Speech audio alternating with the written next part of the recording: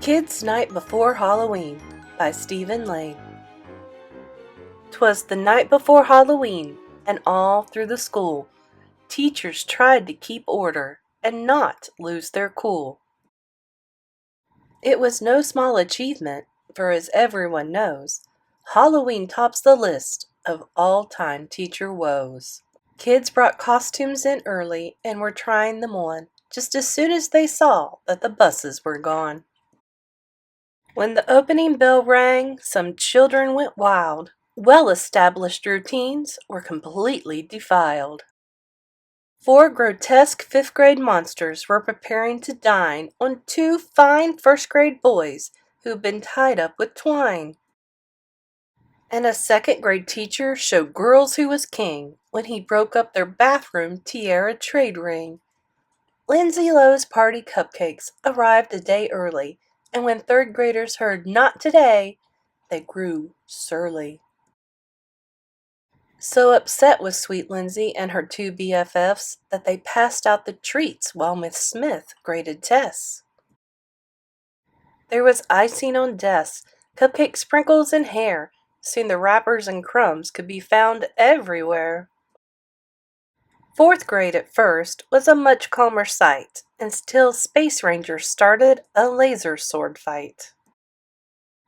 By the noon hour, the faculty lounge filled with moans, as the teachers lamented tomorrow's true groans.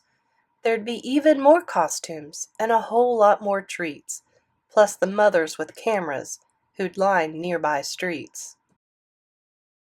For the costume parade, a long-standing tradition that had never successfully been decommissioned.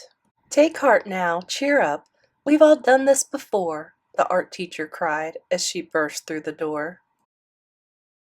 Hey, I've got it, what fun, and it won't be that hard.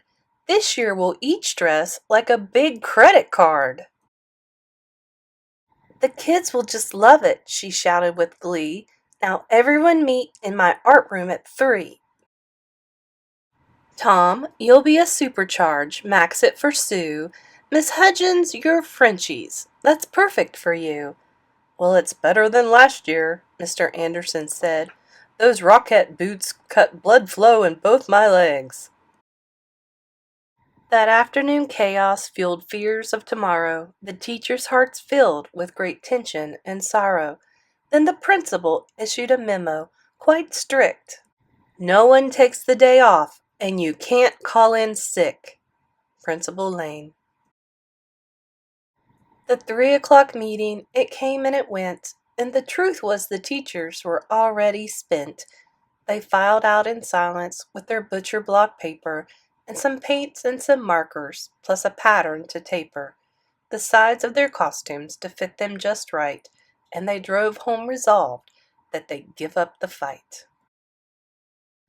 No night's sleep for teachers had ever moved faster. Their dreams were wild scenes, escalating disaster. Finally, Halloween came, as it did each school year, but this time the teachers had nothing to fear. On the playground that morning, a sight filled their eyes. Whether trick or a treat, it was quite a surprise. All the children looked normal. None had swords or grenades. There were no children dressed like their teachers or aides. Then the parents exclaimed, as they rushed out from hiding, "Hooray for great teachers! This is just so exciting! The parade has been canceled. The costumes have too. For just this one year, all the treats are for you." You've an extra long lunch and a fine catered meal. This year, Halloween is the teacher's big deal. Wait till you see dessert. It's a set of tiered cakes, and we've got a masseuse and the lounge for your breaks. Several teachers were speechless. This was so unexpected. Then the principal cheered, "Halloween's been corrected!"